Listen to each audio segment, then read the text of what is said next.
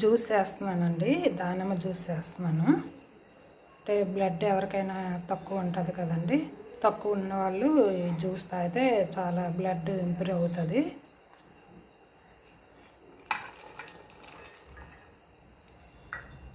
దానిమ్మ వేసానండి ఫస్ట్.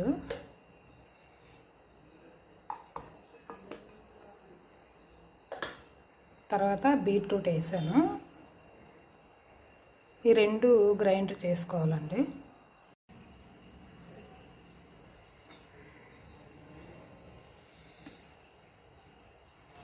ఇప్పుడు సరిపడినంత వాటర్ వేసుకోవాలండి. వాటర్ వేసుకొని గ్రైండర్ చేయాలి.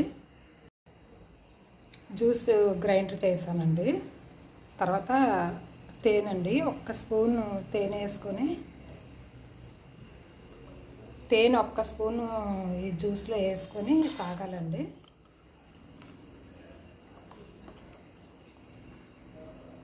ఒక్క స్పూన్ అయినా వేసుకోవచ్చు, 2 స్పూన్లైనా వేయచ్చండి.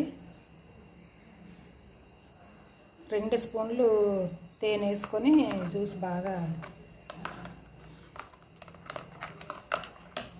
ఇంకా ఈ జ్యూస్ తాగినట్టయితే బ్లడ్ లేని వాళ్ళకి చాలా ఉపయోగపడుతుందండి.